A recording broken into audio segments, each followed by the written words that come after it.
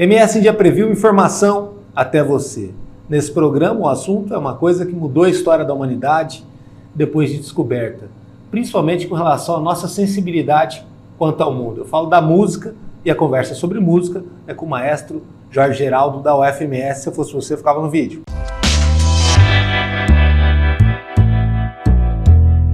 Seja bem-vindo.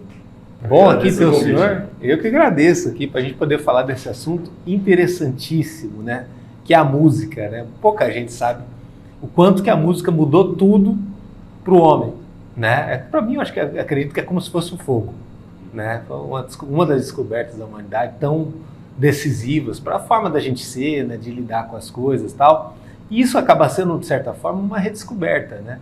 Tem pesquisas aí do Deezer que avisa que 40% dos usuários jovens ouvem música clássica. Quer dizer, isso sem a gente ter aqueles incentivos, deveria, aqui no Brasil, até de formação musical nas escolas e tudo mais, né? Muito por uma escolha. Seja bem-vindo. O senhor é um dos culpados por conta disso, né? Um dos resistentes de fazer com que a música clássica esteja viva no nosso país. É um dos que continua tentando, apesar das dificuldades que a gente tem. Mas esse é um dado interessante. As pesquisas têm apontado que já mas gradativamente será maior a música como principal forma de lazer dos jovens, né? O crescimento, assim, não somente a música de concerto, né? Mas a música que se ouve no streaming, a música que se ouve no rádio. Mas essa é realmente a principal forma de lazer das pessoas. Até pelo fato de poder ouvir música e estar fazendo outra coisa, porque a gente está sempre ocupado, né? Também tem essa, né? Exatamente, ela acompanha assim, a nossa vida toda, né? Cada fase tem as suas peculiaridades, mas com certeza é um componente muito importante e acho que a gente precisa olhar com um pouco mais de calma, né? E se aproveitar um pouco mais disso. No nosso caso, né, que trabalhamos com educação, música de concerto, de se utilizar dessa forma de lazer que está tão presente na vida das pessoas para que ela possa contribuir, né, para a formação, para a sensibilidade, né, desenvolvimento da sensibilidade das pessoas. O senhor é um educador da música, né? E a música educa também. Eu falei desse paralelo até de poder ser mais presente, mais massificada nas escolas, isso ainda não existe. Mas é uma coisa até que sempre se cogitou-se, né? O quanto seria importante, até para, sei lá, do entendimento musical do brasileiro, cultural e tudo mais. É possível isso ou não? Ainda é uma questão de, tipo assim, até por gosto e de formação familiar mesmo, do que cada um vai seguir, escolher? Olha, aqui no Brasil, realmente, assim, a gente tem, desde os anos 2000, uma tentativa de que a música volte a estar presente de uma forma mais ampla na educação básica, né? Nós somos lá na UFMS um curso de licenciatura, então nosso principal foco é a formação de professores que estarão lá com crianças, com jovens, até tem um professor de artes, tem um professor de educação física, tem um professor de cada disciplina, poderia ter de música também. Então, exatamente. Na verdade, esse professor de arte, ele pode ser um professor de música.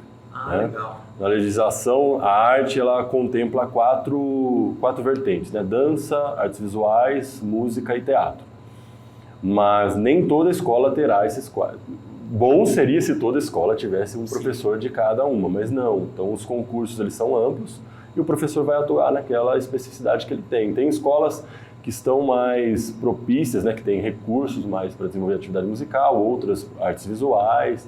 A presença é maior de artes visuais, mesmo que a formação, você tem mais formação, você tem mais atuação, mas aqui no estado nós temos já a inserção de muitos ex-alunos nossos na rede, né, fazendo um bom trabalho, um trabalho importante de formação, e uma formação que ela pode contribuir para essas crianças e esses jovens de várias formas, não só para ele virar um profissional em música, mas para a vida dele como um todo, né? É porque a música envolve disciplina, né, maestro? Assim, não tem como aprender um instrumento, ou trabalhar a voz como se fosse um instrumento, ou fazer parte do coral, diversas circunstâncias, sem ter uma disciplina e uma noção de processo, que é o que eu acho que está faltando muito no mundo de hoje, né?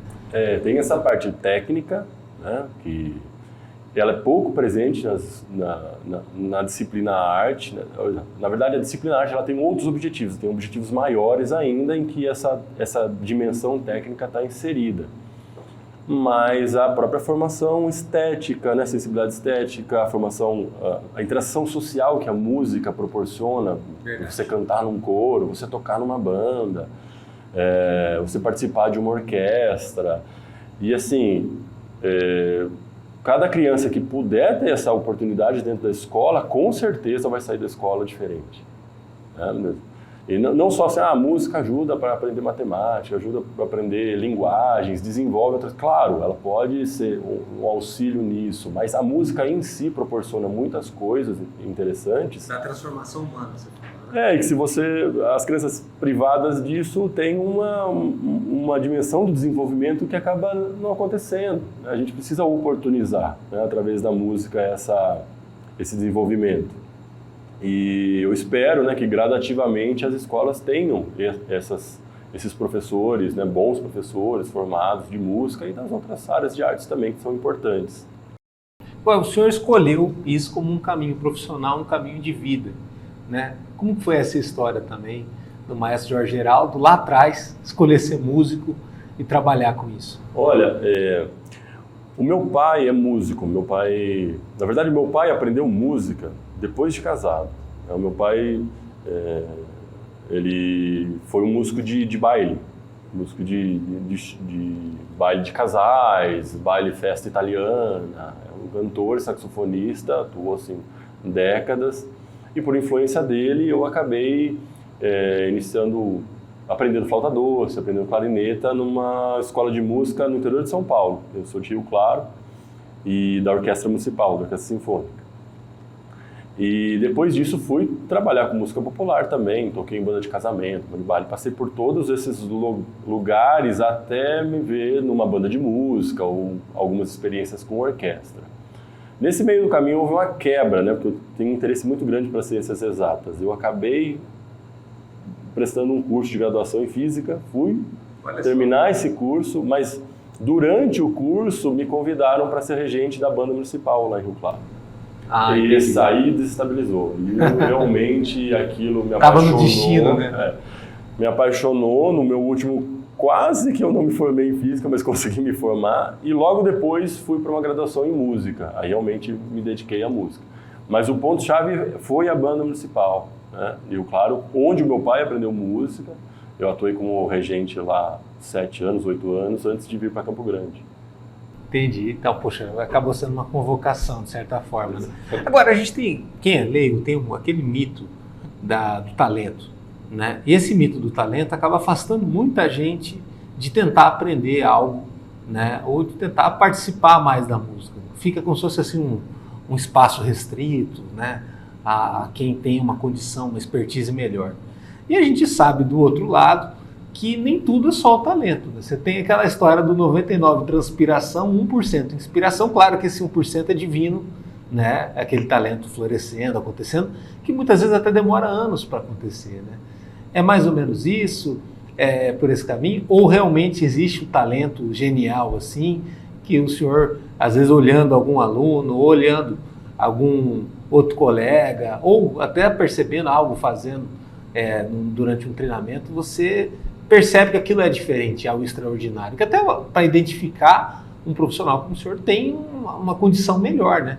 De perceber o que não é um acidente, né? Não, em geral é muito suor, muito mais suor do que algo que está pronto, né? Claro, você tem facilidades, mas essas facilidades também vão se construindo durante a vida, né? Uma pessoa que teve mais experiências ouvindo música, que vem de um ambiente familiar, que isso é importante, com certeza isso vai, ao fundo, vai ajudando a esse desenvolvimento. Do raciocínio, da coordenação. E a gente está falando de algo, se você vai ser instrumentista, que depende também de constituições físicas, né? De como é a sua voz, de como é o seu corpo, como você se adapta a isso. Como é no caso do esportista, a estrutura do corpo também, aquilo que ele vai fazer. Isso não é restritivo, né? Mas ajuda. Agora, o que difere realmente alguém que segue, que consegue se destacar no instrumento, mesmo na área da composição, né? Ou mesmo na produção, é muito estudo, é muito suor, muita dedicação mesmo. É o que acaba diferenciando no meio do caminho. Seja numa guitarra, seja no piano, é mais ou menos isso. Mas tem aquela situação do Mozart, né? O filme Amadeus lá mostra lá, ele logo cedo, desabrochando e fazendo algo incrível. Aquilo ali é raríssimo, né? É engraçado. Esse ano nós temos um grupo lá que é a Orquestra Experimental Comunitária e nós preparamos a primeira sinfonia do Mozart, em Mi bemol. Conseguimos fazer completa, foi muito bacana. Que ele fez com que idade? 8 anos. Então, isso que eu ia perguntar. Mas a gente tem que lembrar também que a família do Mozart é uma família toda de músicos. Né? O pai dele viajava pela Europa com os filhos. E eles estão ouvindo aqui. Falando das grandes viagens da família Mozart pela Europa. Mas eles, assim, nesses 8 anos, ele talvez tenha ouvido e feito mais música do que a gente a vida inteira. Né? Porque era isso que eles faziam. Né? E com certeza tem. Entendi. Né? Por exemplo, assim, ele fora dessas condições ideais, talvez a gente nem soubesse se ele era tão bom assim. Ele, pelo que o senhor fala, além dele ser muito bom, ele estava numa condição praticamente perfeita também para aquele talento acontecer. Eu digo assim do ambiente, né? Perfeito não assim, porque a família Mozart teve muitas dificuldades. Para época, assim, só do fato dele estar numa família de músicos já ajudaria, né? Certeza, se ele não tivesse, seria muito impossível fazer transições, né? Com certeza. Mas o pai dele era bom também? Também. Tinha os irmãos, né? O pai, a família toda.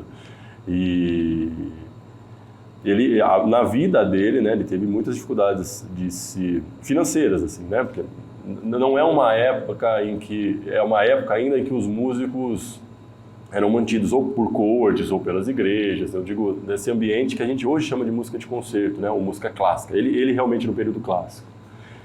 Mas a dedicação à música, ela é assim, é de dormir com as partituras, né? De ficar o tempo todo com aquilo. Entendi. Então, há histórias do Mozart ouvindo, não sei se reais ou não, em uma igreja, ouvindo uma obra antiga da Renascença, ouvindo uma vez e ele conseguir transcrever a obra toda numa partitura, assim, uma obra polifônica da Renascença. Um craque, então, né? Agora, antes dele, tem algum outro gênio, assim, então destacado? Sim, né? Um dos grandes compositores, talvez, um dos maiores da música clássica, da música de concerto, é o Johann Sebastian Bach, que é um pouquinho antes do Mozart ali, tá? Eu falei assim, 1750, a gente encaixa ele, né? Esses encaixes, eles são mais pedagógicos do que cortes, né? No período barroco. Então, serviu de modelo para muita coisa que vem depois, e o desenvolvimento nesse século XVI. Assim, muito técnico também, né? Mas está o Handel, o Vivaldi, que são todos dessa época. E anteriormente, o Monteverdi, que faz essa conexão entre a Renascença e o Barroco, um dos criadores da ópera, né? Lá do passagem para o século XVI, século XV, XVI. Mas o ambiente musical era diferente, né? Os lugares onde se fazia música, o modo de produção era diferente, mas com certeza a gente tem gênios, até no período medieval, né? Que trouxeram a música como a gente conhece. Ou seja, o gênio é uma força da natureza, né? Quando ele precisa aparecer, ele rompe tudo e não pede licença e tudo mais. Agora, assim, de lá para cá, muita coisa mudou, muita coisa se democratizou. Você tem hoje o YouTube, né, dando talvez suportes. Você tem o Google, a facilidade de acesso a partituras, coisa que, vamos botar nos anos 80, anos 90, era a revistinha. Você teria que ter acesso a isso, para algum instrumento, até para música clássica. E muitos aplicativos e tudo mais. Porém, assim, eu acredito muito na questão do ímpeto da pessoa buscar esse universo, né, que é um universo particular, né, e muito exigente na questão tanto do aprendizado quanto do entendimento, né, porque ele é vasto.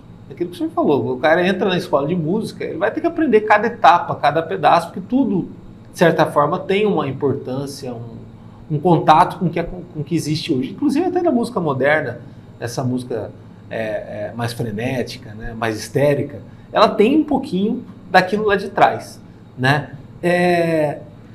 Quem utiliza, quem bebe dessa fonte, faz a diferença hoje em dia para obter o sucesso. Eu sei que é um caminho um pouco canalha, né? De às vezes assim, utilizar recursos e questões da música clássica e tudo mais para poder aplicar numa outra situação. Mas isso também é possível, né, hoje em dia, né?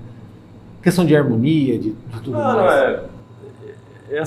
É que é difícil, cada vez é mais difícil traçar separar. Entendi. Essa dicotomia música popular, música erudita, eu acho que é uma discussão... São questões da mídia, né? Tem uma demarcação e uma questão, eu acho que ela é tão desgastada e ela não Por exemplo, o traz MPB, tanta né? coisa. Fala assim, o que é MPB, né? Se você pensar bem, assim, Tom Jobim, para um americano, olhando para o Brasil, não é música popular. Sim. Música popular são essas manifestações folclóricas, talvez, mas Tom Jobim não é música popular. Mas pra gente acaba sendo. A relação é diferente. Por isso que eu geralmente costumo definir aquilo que a gente faz ali no núcleo sinfônico como música de concerto. Porque ela está... Esse é o termo certo. Não exatamente. Tem muita gente ainda que caracteriza essa música como música clássica. Clássico, estritamente, ele diz respeito a um período específico da história da música. Entendi. Mas as pessoas dizem música clássica para essa música Instrumental, entre aspas, erudita ou que é feita nos teatros, para todo o período da história da música. Eu chamaria mais de música de concerto porque ela está relacionado com objetivos diferentes e com um tipo de escuta diferente.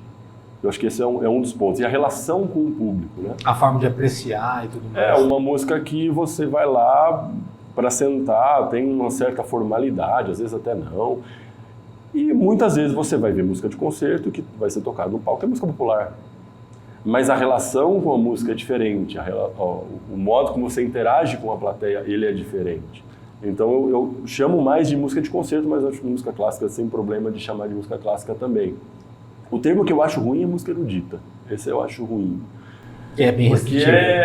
Não é que é restritivo, ele gera um certo preconceito de que a outra música ela não tem uma certa erudição, ou você não tem uma elaboração para música popular, o que não é uma verdade. Que às vezes até na simplicidade vai estar alguma sofisticação, né? Agora, assim, existe uma escassez dos concertos, né?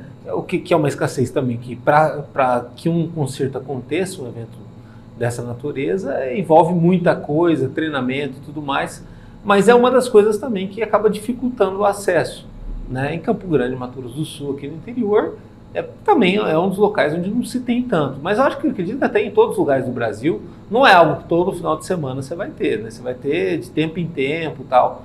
Como que a gente poderia ampliar isso? Mas, ou faz parte da própria mística, né, que envolve tudo que diz respeito a uma orquestra, tal, esse certo mistério de tempo em tempo tá ali se apresentando. É uma coisa bastante complexa. Eu acho que o primeiro ponto é que, assim, uma orquestra é um organismo caro. Sim. Então, assim... Quantos fazem parte, geralmente? Não, você tem grupos de câmara, desde 10, 15 pessoas, tem orquestras enormes de 150 músicos, 100 músicos, né? Mais de 100 músicos. Então é um organismo caro, e um organismo que precisa ser estável para ter qualidade, não é algo assim... Você se junta, faz alguma coisa, mas algo que tenha qualidade, ou que tenha um impacto, na verdade, né? Porque senão a gente acaba virando uma produtora de eventos muito pontuais. Você se junta, faz um evento, ok, muito legal, uma repercussão bacana, um resultado legal, mas o impacto na comunidade, na sociedade, ele precisa dessa continuidade. Então esse é o primeiro ponto, é caro manter uma orquestra. Até porque é um top da música, né? Ali você vai ter uma referência mais técnica possível, né? O segundo ponto tem essa questão do custo de uma orquestra, que assim... ela não é um organismo, não tem fim lucrativo. No mundo isso é uma realidade, né? Em geral, você tem algumas, mas em geral, uma orquestra sinfônica não ou teatros, não são entidades, elas não se consideram entidades com fins lucrativos. Claro, ela gera receita, a receita paga os seus músicos, paga a administração, paga a conta de luz... Que é uma conta cara. Mas ela não gera um excedente de lucro. Se ela gera um excedente... Geralmente esse excedente, ele é pensado que no ano que vem vai ter déficit. Então ela não gera receita. Isso é em todos os países. Nos Estados Unidos você tem uma cultura de um patrocínio direto mais de pessoas, de mecenato, mais ativo. Você tem essa cultura das fundações lá também. Uma participação menor do governo, gradativamente. Na Alemanha, quase tudo é financiado pelo governo, quase 100%. Então as cidades, elas têm uma gerência maior em o que vai para a orquestra, quanto vai, o que aquilo vai fazer. Aqui no Brasil é muito misto, né? A gente tem uma atuação bastante grande via a Lei de Incentivo à Cultura, que é a Lei Rouanet. Uma boa parte das orquestras ainda com dinheiro direto do governo, não sem isenção fiscal, o governo mesmo mantém. Só que elas não dão lucro. E o terceiro ponto, que eu acho que é importante, é que a orquestra cria o seu próprio público. Ela precisa da formação. Há um certo consenso, né, pelo menos na música de concerto, em que isso é importante. A gente precisa fazer as pessoas ouvirem essa música. A gente precisa colocar isso dentro da escola, tanto quanto as outras manifestações. Que na verdade, ela criar a própria narrativa dela, né? Como organismo, né? E você oferecer para formação, a gente chama de formação de plateia, muitas ações de formação de plateia, então a orquestra cria o seu próprio público. É uma dinâmica bem diferente da música que está no Spotify, no Deezer, que é o algoritmo que te dá aquilo que você gosta. Sim. Que é uma lógica diferente. Eu não estou colocando juízo de valor de se isso é bom ou ruim, mas se você... Eu uso muito Spotify, muito, assim, muito mesmo. Esse ano acho que foi 14 mil horas, alguma coisa assim. Ele passa, né? Mas quando ele te dá sugestões, são baseadas naquilo que você ouviu. Né? Então você acaba consumindo, ele te vê como consumidor que gosta de alguma coisa, ok, esse é o produto que você quer, então eu vou te oferecer algo parecido, saiu algo novo, meio relacionado com aquilo.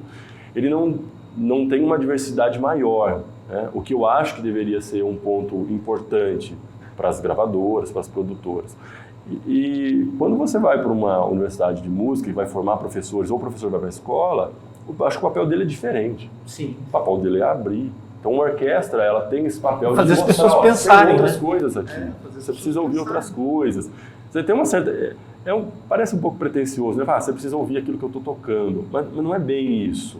É que a música tem outras facetas que precisam ser disponibilizadas para as pessoas. Então, a lógica é diferente. Agora, é verdade mesmo, alguns estudos passaram isso já, que a música de concerto, essa música mais sofisticada, ela ajuda também no processo de inteligência ou alguma coisa assim. Claro que para quem está ali treinando, para ti também, né, ali, que vive disso, você força muito o raciocínio e o cérebro ali, mais até do que uma linguagem, né? Ainda mais em diversas situações, de modalidades e tudo mais. Mas para o cidadão comum que ele estiver trabalhando e ouvindo isso, uma música clássica, isso realmente tem algum efeito? Ou... Eu não seria categórico de dizer que é o tipo de música. Porque às vezes colocam em metrôs, né? Ônibus, Curitiba tem isso. Elevador. Né? Elevador. Eu acho que o tipo de escuta. Entendi. Sim. A forma como você vai consumir aquilo. Né? Eu acho que... Acho que muita música popular, música folclórica tem esse potencial também. Mas é que geralmente, quando você ouve música clássica, você ouve música de concerto, você tá ali naquele lugar de forma diferente. Né? Que é aquela coisa de você vai para um bar, ou você vai para uma pizzaria, vai para um restaurante, aquela música que está tocando, às vezes tem música clássica lá, mas é uma relação diferente com a música. Né? Essa forma meio por osmose, assim, eu não sei se tem estudos sobre isso, mas não acredito que seja real. Mas quando você estabelece uma forma diferente do ouvir, aprender um instrumento musical, seja uma guitarra ou seja um piano, isso tem um impacto, sim. Há estudos que apontam isso, tem um impacto no seu desenvolvimento, em como você se relaciona com outros aspectos da sua vida, né? Mas sim, Agora, categorizar de que música, eu não sei dizer. Entendi. Não sei se Até esses processos simples são mitos, né? Eu acredito. Mas são mitos que estão na cabeça de todo mundo, né? Agora, falando do que é realidade, a UFMS, no âmbito regional, ela cumpre um papel essencial para essa questão da música, da formação musical, tudo mais. Eu acredito que é o único lugar que tem essa formação universitária, né? E toda a formação universitária, ainda mais no Brasil, que tem essa visão utilitarista, né? Tem aquele dilema de começar com tantos e terminar com tantos. O senhor falou de física, né? Física tem isso, você começa com uma turma de 60, forma 3, forma 5, forma 10, né? E aí esses 10 também depender, torcer para eles seguirem na carreira, né? Nesse caminho, né? E no caso da música, a gente sabe que acaba sendo uma escolha não tão popular nos vestibulares, né? E aí também tem o papel dos professores também, tanto incentivar, ser exigente, mas também fazer o filtro, né? De saber quem que vai seguir mesmo, quem que é para coisa, quem que não é, né? Eu fui alguém que, por exemplo, fiz fisioterapia, depois fui seguir jornalismo. Não era a minha praia, não era só questão de força de vontade ou identificação, não era para mim, e fui para outra área. Como que é também esse trabalho? Deve dar uma dor no coração também quando alguém sai, né? E acabou ficando com a vaga de alguém que era para estar ali, que possivelmente era muito bom também. Tem duas questões que aparecem lá no curso, às vezes conversando com professores ou com alunos, que você tem lugar de fala para quando discutem que o curso de música tem evasão alta ou que o curso é difícil. Eu falei, olha, não tem evasão alta. Eu fiz física, eu entrei com 40 e saí com 6. Então, assim, e é muito mais difícil. Mas, claro, tem peculiaridades, mas é bem difícil. O curso de música ali, o perfil de entrada é muito diverso, né? E ele vai mudando. Atualmente ele está um pouco diferente dos últimos anos. Não é uma turma homogênea, então. Não, mas nos últimos anos, o curso completou 20 anos ano passado. E desde que ele surgiu, em 2003, os primeiros 10 anos, eu diria até um pouco mais, ele ajudou a formar pessoas que já estavam atuando. Porque junto nessa década foi quando a música foi para a educação básica. Então você tinha muito professor atuando em projetos nas escolas que não tinham uma formação, uma graduação em música, ou músicos das bandas militares, que são muitas aqui na região, de orquestras, de projetos sociais. Aí ele valida aquela presença a partir da universidade. Eu nem sei se ele valida, mas ele complementa, ele ajuda na formação dele, que música no Brasil é muito fragmentada. Né? Os conservatórios lá do começo do século XX não existem mais, então você tem um professor particular, você aprende na banda de música, você aprende na igreja, você... É muito difuso, né? Então, o curso de música em si, ele oferece conteúdos que ficaram faltando e dá uma dimensão importante para o ensino, que a pedagogia vem, né? Ela trabalha junto com todas as licenciaturas e ajuda, por exemplo, muitos desses músicos que trabalham nas igrejas, que são voluntários muitas vezes, ensina trompete ou ensina violino. Então, ajuda na forma didática, no conteúdo. Então, durante esses 12, 13 anos, ele ajudou muito esse público. Por ser um curso noturno, então você já está atuando no mercado de trabalho, eu consigo fazer o curso. Fácil conciliar, né? Continuar trabalhando. Atualmente, eu tenho visto uma troca de perfil. Não há um estudo sobre isso, mas mais jovens entrando no curso, com interesses diversos. Mas ainda tem um pouquinho de cada coisa, assim. Então, assim, a evasão do curso não é alta inicialmente, tem uma certa retenção, mas eu acho que, em geral, né, olhando em perspectiva com outros cursos, os alunos têm se mantido e têm visto coisas boas. O curso é muito diverso, né? Você aprende muita coisa. Então, você tem desde do professor Evandro, que trabalha com etnomusicologia, música de fronteira, que trabalha isso em aulas de história da música do Mato Grosso do Sul, música brasileira, até professores que trabalham com composição, música de vanguarda do século XX. Você canta coro, né, em um coro, música do século XIX, mas canções populares para crianças. Você trabalha musicalização, você pode participar de uma orquestra, você dá aula de música. Então, assim, é muita coisa legal que tem lá dentro do curso. Agora, tem outra barreira, de certa forma, ou preocupação de quem vai escolher essa linha de trabalho, que é a questão do dinheiro, né? É possível viver de música? Perguntando isso para um profissional, para alguém que seguiu a carreira acadêmica, né, que vive realmente a música, né? A gente sabe que a música também, para muitos, acaba sendo uma alternativa, um hobby. Como você falou, é advogado, tem uma banda, tudo mais. Mas para quem escolhe a música como trabalho, é possível ter uma carreira saudável, né? E muito mais, às vezes, estável do que as pessoas imaginam, né? Eu acho que sim, mas os profissionais têm que ter uma visão mais aberta do que é esse campo de trabalho. É claro que se você está pensando especificamente, eu quero lançar um CD e fazer sucesso, você vai restringir a apenas uma coisa. Como produtor.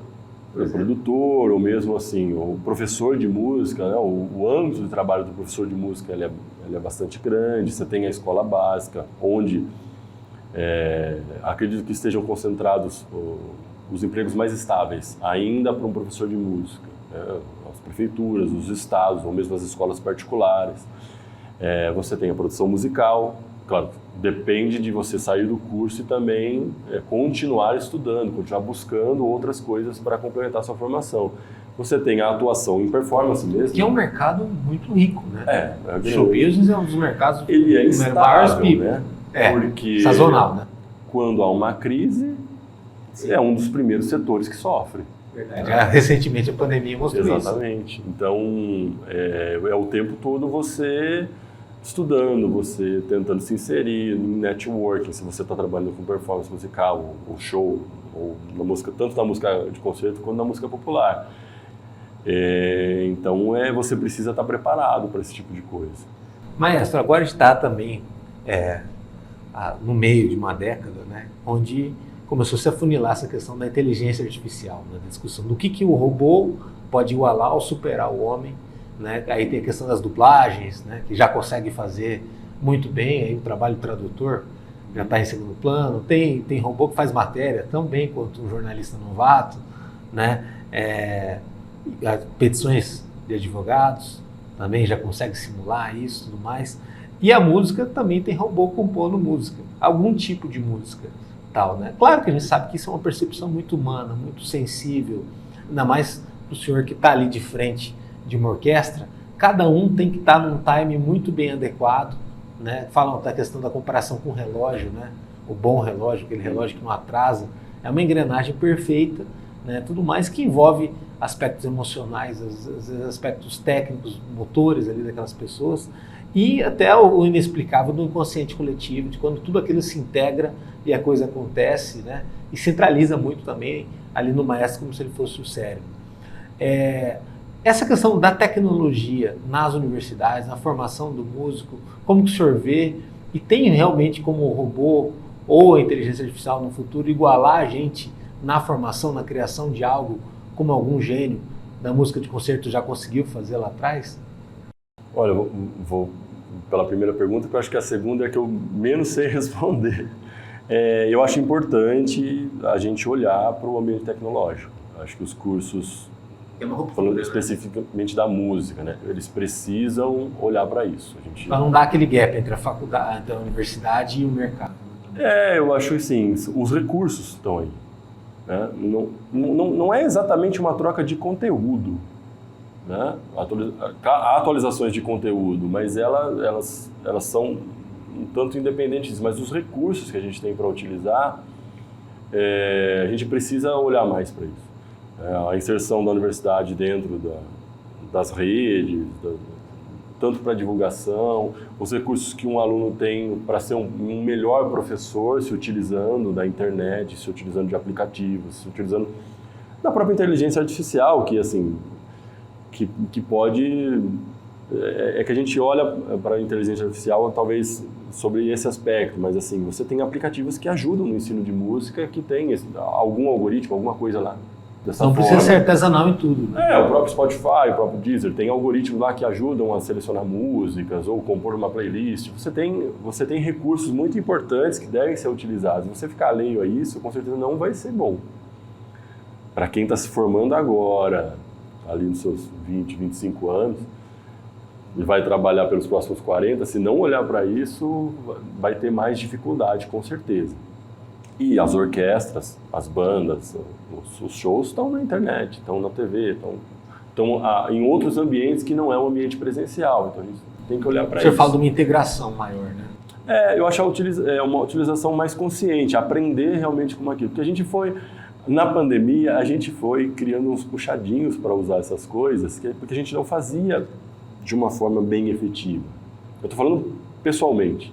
Tem muita coisa que eu não utilizava, e naqueles 2 anos que a gente, de repente, estava numa sala de aula e no outro dia estava numa tela, a gente fazia um monte de coisa ruim ou de baixa qualidade, mesmo para gravar um vídeo, eu estou dizendo. O conteúdo não, mas como eu passo esse conteúdo, ou como eu organizo, como eu utilizo de coisas que estão disponíveis, eu nunca vi que elas estavam disponíveis para fazer, como é que eu edito um bom vídeo, como que eu reproduzo um som que eu vou mostrar para o meu aluno na sala de aula, mas eu vou gravar pela internet, o som fica ruim, como é que eu lido com essas questões? Agora, acho que a gente está de uma forma mais consciente, entendendo que isso é importante e que pode ter benefícios. Tem perda, até claro que tem perda você dar uma aula de canto coral à distância. Sim. Mas eu tenho alguns recursos que podem minimizar esse tipo de coisa. E principalmente de atrair, né? Acho que esse fenômeno de atrair as pessoas que querem, seja do público ou do vamos botar assim, desse outro interessado, que ele vai ser um agente depois da música, é fundamental a tecnologia, porque ela tá aí para isso também, né? Mas tem esse temor também do robô lá no futuro, tá tirando emprego, ele tá competindo também. Isso tem como acontecer? Falam de uma inteligência capaz de, a cada ano, a cada 5 anos, se auto-superar, né, e tudo mais, muito mais do que a gente conseguiria. O que eu acho assim, é que a arte, ela é própria, né, uma manifestação própria do ser humano. Ela tem uma relação, o fazer, né? As nossas... nós temos vários âmbitos, né, em que a gente se relaciona com o mundo, né? A arte é uma delas, a religião é uma delas. Então, assim... Não é cartesiano, né? A máquina, ela produz tecnicamente aquilo, mas não tem um significado para ela. Então, acho que esse é o ponto para eu dizer que os projetos que eu administro na universidade, relacionados ao núcleo sinfônico, eles têm um foco muito importante em quem está fazendo. Então, assim, um computador produzir uma música é legal para quem vai ouvir, mas para o próprio computador isso não tem a menor importância. Então, ou seja, se ele produzir alguma música boa ou ruim, para ele é igual. Ele não faz diferença, ele vai ser, o algoritmo vai melhorar, mas para quem está ouvindo, pode ser, é legal, não, se eu faço alguma apreciação daquilo. Agora, para o meu aluno que vai produzir aquilo, claro, é importante para o público, mas para ele é o crescimento. Eu aprender o instrumento, eu aprender a compor, eu aprender a pegar o meu violão e criar uma música, uma canção. Não é tão elaborado quanto o computador, mas e daí? E aquilo faz com que eu cresça muito mais do que se fosse elaborada. Então, a relação com a arte, ela não é só uma relação de consumo, mas a criação é importante para a gente. Eu acho assim, pessoalmente, que não dá para delegar isso para uma máquina. Isso é importante para nós, né? Esse ímpeto por produzir coisas, né? A arte, ela se relaciona, ela pode ser algo que é para bonito, que é para protestar, ou que é para ser feio, ou para ser legal, ou para incitar alguma coisa nas pessoas. Então isso vem do ser humano. Isso eu acho que não sei se a máquina vai conseguir fazer isso. Falando de algoritmo, de matemática, a complexidade de uma orquestra, né, é algo talvez incopiável, né, porque acredito que cada apresentação seja diferente, embora se treine para que todas sejam parecidas e iguais, né? Mas a sintonia que tem que ter entre as pessoas, os instrumentos, né? E principalmente a percepção do maestro, né? Ele, ao mesmo tempo que ele lança aquele movimento de algo acontecer, ele também freia aquele movimento, então ele determina ali a sensibilidade da música, e às vezes dá até a impressão para quem está vendo que o maestro também está curtindo aquele lance todo, né? Ele não está só ali preocupado com fazer dar certo ou não, que é o grande paradoxo em relação às metáforas que as pessoas fazem com a orquestra. Essa empresa funciona como uma orquestra, esse time de futebol funciona como uma orquestra. Mas geralmente essa metáfora acontece com algo muito tenso, sendo que lá na orquestra a apresentação é um momento onde já está tudo resolvido. não se resolve na apresentação, praticamente, né? Sendo que, ao contrário das empresas, do time de futebol, tudo está em constante mudança e não tem como ir praticamente pronto para aquele momento, para aquele evento, né? Uhum.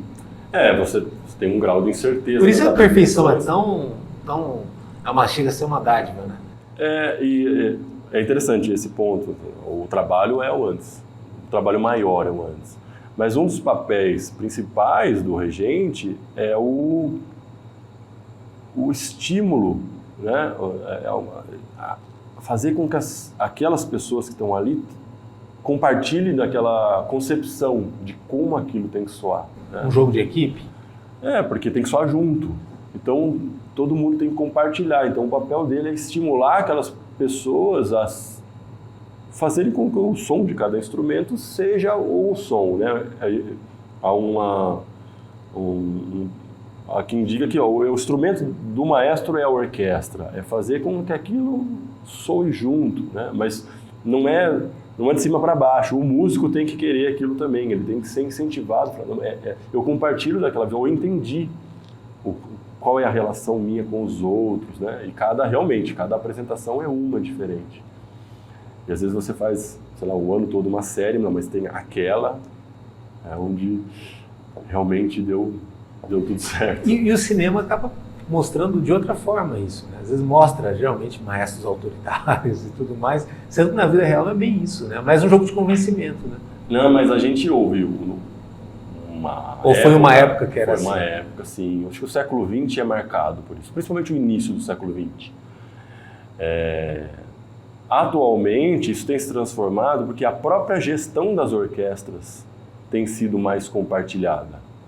Você tinha orquestras em que, durante o século XIX e o século XX, em que era muito imposto pelo maestro, ou uma visão, ou repertório, onde vai tocar, como vai tocar, quem vai tocar. Depois você tem os administradores das orquestras, os produtores, né? Os gerentes das orquestras, que também têm um papel importante. Mas atualmente a gente tem uma gestão mais compartilhada. Você tem as orquestras em que os músicos dizem, não, aquele regente eu não quero. Entendi. Isso é importante, um amadurecimento também. Porque no final das contas, não importa o que a gente queira. Se os músicos não compartilharem daquilo, não vai funcionar. E quanto tempo, por exemplo, para preparar um espetáculo, como foi o Natal de Luz esse ano, em finalzinho de novembro? Olha, é difícil dizer, porque...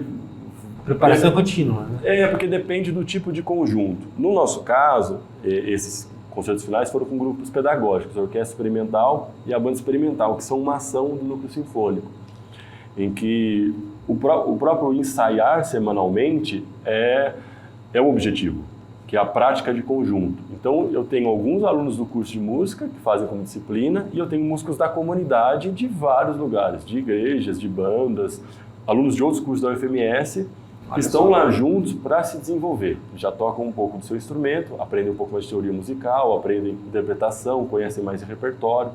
Então, o trabalho ele é mais longo, né? Mas ele é muito enriquecedor para quem participa. Mas esse ajuste final é o quê? 1 mês, 2 meses? É um semestre. Geralmente a gente planeja semestre a semestre. Em um grupo profissional estável, a orquestra troca de programa todo mês. Todo mês está trabalhando. Geralmente a orquestra faz 4, 5 ensaios, 2 concertos. 4, 5 ensaios, concertos. Né? Se a gente vê os maiores padrões que a gente tem, né, de excelência aqui no Brasil, que é a Orquestra AUSESP de São Paulo, a Filarmônica de Minas Gerais, a Sinfônica Brasileira. Então é uma produção o tempo todo. Claro que vem coisas que já foram tocadas, você tem uns músicos que dão conta desse repertório. É um planejamento, assim, a USESP sabe o que ela vai fazer em 2025. Então é outra realidade, né? Semanalmente, quem vai vir, quem vai solar, quem vai tocar, os contratos sendo estabelecidos. Então, esse fluxo de produção é muito mais eficiente. Em conjuntos pedagógicos ou conjuntos mais instáveis em relação a recursos, você leva talvez um pouco mais de tempo. Mas aqui a gente pensa para os grupos pedagógicos semestre a semestre. Quando você tem algum recurso ou conjuntos semiprofissionais, profissionais, o tempo é mais curto. Mas para nós é bom esse tempo, porque como o nosso objetivo é que os participantes tenham esse contato com a obra, tenham um estudo, né? Não é simplesmente o evento. De certa forma intensifica também, né? Agora, uma última pergunta ou se a gente fosse colocar como a meca da música de concerto, é a Áustria e a Alemanha mesmo. Né? Ou já tem locais que, nesse mundo globalizado, a gente já tem aí também um emparelhamento com relação a isso. Tem características diferentes. Eu acho que lá ainda a gente... Nova York também é incrível, né? Nos Estados Unidos tem muitas orquestras. Na Alemanha a gente tem muitas orquestras. Na Holanda, a Concertgebouw, uma das melhores orquestras do mundo. E atualmente na Ásia tem aparecido muitas orquestras. A China tem investido muito em orquestra e ópera. Que coisa, né? Orquestra e ópera. E isso tem sido alguns países têm olhado com esse lance do surgimento ou do olhar maior para a economia criativa, essa relação do que envolve o olhar projeto econômico agora sobre a cultura, né? Que é importante, e verificar o quanto isso gera de emprego, o quanto isso gera de impacto social. Então, outros países estão olhando melhor. Aqui, próximo, né, nós temos na Venezuela o El Sistema, que é um super projeto há décadas lá, que formou músicos que estão em todas as orquestras do mundo. Uma orquestra jovem, estudantes. Ótimo, claro, não é uma comparação diferente, mas isso está sendo distribuído porque a gente vê a importância disso. E no Brasil a gente tem agora muitos polos fora do centro, São Paulo, Rio, né? Nós temos o Festival de Ópera da Amazônia, no teatro. Tem um baita de um teatro. É o maior festival da América Latina, né? de ópera. E em Belém também, nós temos o Teatro da Paz, a orquestra lá produzindo muito. No Nordeste, muitas orquestras, né? Então o Brasil também tem aparecido outras iniciativas boas. Eu acho que aqui no estado do Mato Grosso do Sul, acho que o principal ponto não tem um grupo estável que sirva de referência. A gente precisaria desse grupo estável. A gente tem muitas iniciativas muito legais, mas elas são muito pulverizadas. A gente precisaria de um grupo estável, uma escola, uma orquestra, um coro. O fato da gente não ter um teatro como eles têm lá conta também. Conta. Eu acho que o principal teatro da cidade que é utilizado para concertos deve ser ainda o Glaucio Rocha, né? Que é o teatro que está dentro da universidade, que é utilizado pelos grupos municipais, grupos estaduais, a universidade e outros que passam por aqui. Mas o que eu tenho defendido muito é a importância da gente ter temporada, da gente criar rotina, de mostrar que o espaço está lá, calendário. Só que a falta de recursos, ela impede que isso aconteça. Né? E circuito, né? Você tem uma orquestra, está passando, o Festival de Ópera agora, ele fica itinerante, ele passa por Belém, ele vem para cá, às vezes chega até Brasília, mas por que não vem até aqui? Por que não desce? Né? Podia descer, fazer coisas por aqui. Até para dar esse contato, muitas vezes inédito, para as pessoas desse tipo de música. Né? Exatamente. Olha, obrigado, professor. Excelente, ótima conversa. E conta com a gente aí, inclusive quando tiver novidades com relação a circuito e calendário, para a gente divulgar aqui também no MSD. Estamos preparando. E acompanha o nosso trabalho no www.msdia.com.br. Lá no YouTube tem os cortes, entrevistas completas, também muita coisa no Instagram e no Facebook do MSD. Até a próxima.